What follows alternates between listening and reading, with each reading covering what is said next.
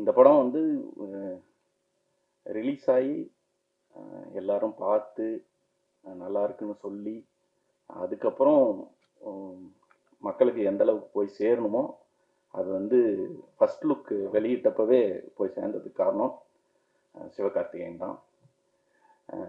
அவருக்கு வந்து ஒரு மிகப்பெரிய நன்றி. ஏன்னா நிறைய ப்ரொடக்ஷன் ஹவுசஸ் வந்து இந்த மாதிரி படங்களை வந்து ப்ரெசென்ட் பண்ணியிருக்காங்க, டைரக்டர்ஸ் பண்ணியிருக்காங்க. ஆனால் ஒரு பெரிய ஸ்டார், டாப்பில் இருக்கிற ஸ்டார், அதுவும் குழந்தைகளுக்கு பிடிக்கக்கூடிய ஒரு ஸ்டார் வந்து ஒரு சின்ன படத்தை ப்ரெசென்ட் பண்ணுறப்ப அது வந்து அதுவும் அது வெற்றி அடைகிறப்ப இன்னும் நிறைய பேர் அந்த மாதிரி படங்களை வந்து மற்ற எல்லாருமே ப்ரெசென்ட் பண்ணுறதுக்கும் நிறைய பேர் எடுக்கிறதுக்கும் பெரிய சப்போர்ட்டாக இருக்கும். அது இந்த ஒரு படத்துக்கு மட்டும் இல்லாமல் இந்த இண்டஸ்ட்ரிக்கும் பார்க்குற ஆடியன்ஸுக்கும் பல்வேறு வகையான கதைகளையும் நிறைய புது படங்களையும் கொண்டு வந்து சேர்க்கும். அந்த ஒரு முக்கியமான காரணத்துக்காகவே சிவகார்த்திகேயன் ப்ரொடக்ஷனுக்கும் சிவகார்த்திகேயனுக்கும் கலைக்கும் மொத்த சிவகார்த்திகேயன் ப்ரொடக்ஷன் டீமுக்கும் மிகப்பெரிய நன்றி. அவங்க இல்லைன்னா இந்த படம் இந்த இடத்துக்கு வந்து சேர்ந்துருக்காது முதல்ல. அதனால் அது ஒரு முக்கியமான விஷயம். மிகப்பெரிய நன்றி. நீங்கள் எல்லாம் படம் பார்த்துட்டீங்க. அதனால் படத்துக்குள்ள விஷயங்கள் வந்து பெருசாக எனக்கு பேசுகிறதுக்கு ஒன்றும் இல்லைன்னு நினைக்கிறேன். ஏன்னா அதுக்கு முன்னாடி நிறையா பேசுவோம். நான் இப்படி எடுத்திருக்கோம், அப்படி எடுத்திருக்கோம் எல்லாமே. நாங்கள் ஒரு படம் எடுத்திருக்கோம், அது உங்களுக்கு பிடிக்கும்னு நினைக்கிறேன். இந்த படம் இங்கே இந்த இடத்துக்கு வந்து சேர்ந்ததுக்கு வந்து இந்த படத்தோட டெக்னீஷியன்ஸ் எல்லோருக்கும் மிகப்பெரிய பங்கு இருக்குது. இது எல்லாமே அவங்களோட சொந்த படம் மாதிரி, அவங்க எடுக்கிற படம் மாதிரி அதை வந்து நினச்சி செயல்பட்டாங்க எல்லாருமே. அந்த பெரிய சப்போர்ட் அது வந்து நடிக்கிற பசங்களாக இருந்தாலும், அது கலைத்தாய் அறக்கட்டளையாக இருந்தாலும், இப்போ கடைசியாக இப்போ வந்து இங்கே நிற்கிற வரைக்குமே நான் கூட ஒரு இடத்துல வந்து சரி ஓகே அதை விட்டுடலாம் அப்படின்னு சொன்னாலும் அவங்க விடவே மாட்டாங்க. அவங்களோட வேலையில் வந்து இது இந்த படம் இப்படி இருக்கக்கூடாது, நீங்கள் சொன்னது இது இல்லை, இதை நம்ம இப்படி செய்யணும் இப்படி செய்யணும்னு கடைசி வரைக்கும் இழுத்து பிடிச்சிப்பாங்க. ஏன்னா நான் கொஞ்சம் லெத்தார்ஜிக்கான ஆள் பொதுவாகவே. ஒரு மினிமலாக ஓகே இது ஓகேண்ணே, இது இது போதும் போதும் அப்படின்ற தன்மை இருக்கும். ஆனால் அந்த அந்த போதுங்கிற இடத்துல என்னை வந்து ஒரு டெக்னீஷியன் கூட விடலை. அது வந்து எல்லாருக்கும் பங்கு இருக்கு. அது வந்து அதனால வந்து தனிப்பட்ட முறையில் யாரும் ஒருத்தர் இவங்க இவங்கன்னு சொல்ற தன்மை இல்லை. அது வந்து எல்லாத்துக்கும் அந்த பங்கு இருக்கு. அது என்னோட தனிப்பட்ட பங்கோ இல்லை, இது ஒரு கமலக்கண்ணன்ற ஒரு ஆளுக்கான விஷயம் இல்லை. இது வந்து குரங்குப்படல் டீமோட விஷயம். நான் மதுபான கடை படம் பண்ணப்பவும் சொன்னேன், அது வந்து மதுபான கடைங்கிறது ஒரு ஆளோட படம் இல்லை, ஒரு பெரிய டீமோட படம். இதுவும் அந்த மாதிரியான ஒரு பெரிய டீமோட படம். இந்த படத்துக்கு என்ன பாராட்டுகள் இல்லை என்ன அங்கீகாரம் கிடைச்சாலும் அது இங்கே எல்லாத்துக்குமே அதில் பங்கு இருக்கு.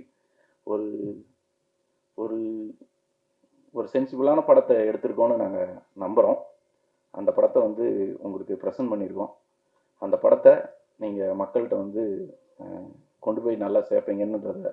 என் பேர் சாய் கணேஷ். இந்த மூவி வந்து பண்ணதில் ரொம்ப ஹாப்பியாக இருக்கோம் எல்லாருமே. ஃபஸ்ட்டு இந்த மூவியோட எங்களுக்கு இது எப்படி வாய்ப்பு கிடைச்சிதுன்னா, கலைத்தாய் அறக்கட்டளையில் தான் ஃபஸ்ட் நான் தேங்க் பண்ணணும்.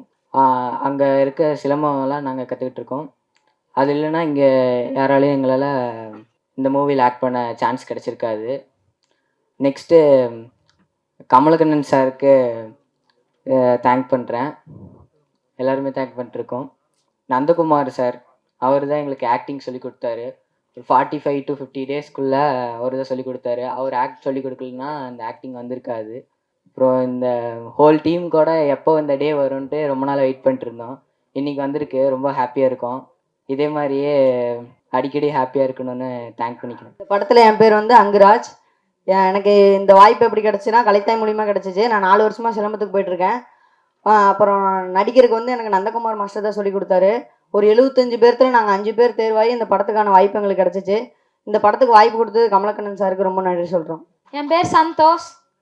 படத்தில் வந்து என் பேர் மாரியப்பன். இந்த வாய்ப்பு எப்படி எனக்கு கிடச்சிச்சின்னா கலைத்தாய் அறக்கட்டளை மூலியமாக தான். இவங்க சொன்ன மாதிரி தான் 100 பேர்த்துலேருந்து 5 பேர்த்த தேர்வு செய்யறது ரொம்ப இது கஷ்டம்தான். அப்படியும் நாங்கள் தேர்வு செஞ்சு இப்படி நடிக்க சொல்லி கொடுத்த நந்தகுமார் மாஸ்டருக்கு ரொம்ப நன்றி சொல்லிக்கிறேன். பிரம்மாவுக்கு தான் தேங்க்ஸ் சொல்லணும். ஏன்னா அவர் இல்லைன்னா இந்த ப்ராஜெக்டில் நான் இல்லை. ஏன்னா அவர் திடீர்னு கால் பண்ணிவிட்டு என் ஃப்ரெண்டு ஒருத்தர் ஒரு படம் பண்ணியிருக்காரு, நீங்கள் பாருங்க அப்படின்னாரு. இல்லைங்க நான் கொஞ்சம் பிஸியாக இருக்கேன், என்ன படம் மியூசிக் இல்லை இல்லை அதெல்லாம் கிடையாது, நீங்கள் சும்மா பாருங்க அப்படின்னு தான் சொன்னார், வேறு எதுவுமே சொல்லலை. சரி ஓகே, நான் படம் பார்த்த உடனே பயங்கரமாக ரொம்ப கனெக்ட் ஆகிடுச்சு. அதை நிறைய பேர் சொன்ன மாதிரி நம்ம ஒரு மீசை முளைக்கிறதுக்கு முன்னாடி நம்ம பெரிய பையன் ஆகிட்டோம் அப்படின்னு சொல்கிற ஒரு விஷயம் சைக்கிள் ஓட்டுறது. ஸோ அது அந்த கனெக்டிவிட்டினால தான் டக்குன்னு நான் பேச ஆரம்பிச்சு. அப்புறம் பிரம்மா கிட்ட ரொம்ப நேரம் நான் பேசிகிட்டே இருக்கேன், இல்லைங்க படத்தில் இது நல்லா இருக்கு அது நல்லா இருக்கு அப்படின்னு. அப்புறம் அவர் சைலண்ட்டாகவே இருந்தார். அப்புறம் அவர்கிட்ட கேட்டு நீங்கள் படம் பார்த்துட்டீங்களா அப்படின்னு. அவர் இல்லை படம் பார்க்கலன்னாரு. ஸோ பட் இப்போ பார்த்துட்டாரு. பட் ஆனால் இட்ஸ் ரொம்ப ஒரு ஹாப்பியான ஒரு ஆக்சிடென்ட் எப்படி வேணால் சொல்லலாம்.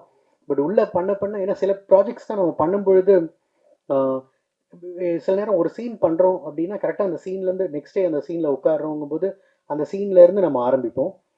பட் குரங்குப்பேட்டையில் நான் நிறைய தடவை மாட்டிக்கிட்டது என்னென்னா, ஒவ்வொரு தடவையும் பண்ணும்போது முன்னாடி பண்ண சீனோட மியூசிக் எப்படி இருக்குது அப்படின்னு சொல்லிட்டு ஃப்ளோவில் பார்த்துக்கிட்டே வரும்போது ஸோ அந்த ஜேர்னி எனக்கு ஒவ்வொரு தடவை ரிவைண்ட் பண்ணும்பொழுதும் ஸ்டாப் பண்ணவே முடியல.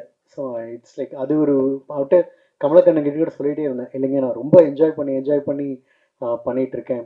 ஏன்னா வாகேஷோடக்கு அப்புறம் இந்த ஒரு ஸ்பேஸ் ஒரு வில்லேஜ் பேஸ் சப்ஜெக்டில் சில இன்ஸ்ட்ருமெண்டேஷன் இந்த கைண்ட் ஆஃப் ஒரு ராகம் மியூசிக் இதெல்லாம் பண்ணுறதுக்கான ஒரு ஆப்பர்ச்சுனிட்டி கரெக்டாக அமையலை. இதில் எனக்கு ரொம்ப அழகாக அமைஞ்சுது. அண்ட் இதுக்கு ஃபஸ்ட்டு நான் இவங்கெல்லாம் இந்த எல்லாத்தோட பர்ஃபார்மன்ஸ் காளி வெங்கட் சார் அப்புறம் எல்லாரோட பர்ஃபார்மன்ஸ் தான் என்னை ப்ராஜெக்ட்குள்ளே இழுத்துச்சு. And I am really glad actually. And cinematography ரொம்ப பிகாஸ் இப்போ ஒருத்தர் சொன்னார், இல்லைங்க ரொம்ப இன்டர்நேஷ்னல் ஸ்டாண்டர்டில் இருக்குது அப்படின்னு. ஸோ அதுக்கு என்ன சொல்கிறது, உங்களோட சப்போர்ட் வேணும். அண்ட் இப்போ ரீசெண்ட்லி போஸ்டர் வரும்போது எங்கள் அம்மா பார்த்துட்டு என்ன படம் வந்து அப்பா படம் வருது அப்படின்னோடனே ஃபஸ்ட்டு குரங்குப்பேட்டலாம் சிவகார்த்திகேயன் அப்படின்னாங்க. ஸோ அந்த ஒரு ஐடி ஒரு பெரிய ஒரு போனஸ் ஒரு பூஸ்ட் மாதிரி எங்களுக்கு. So I would like to thank Sivakarthikeyan bro also.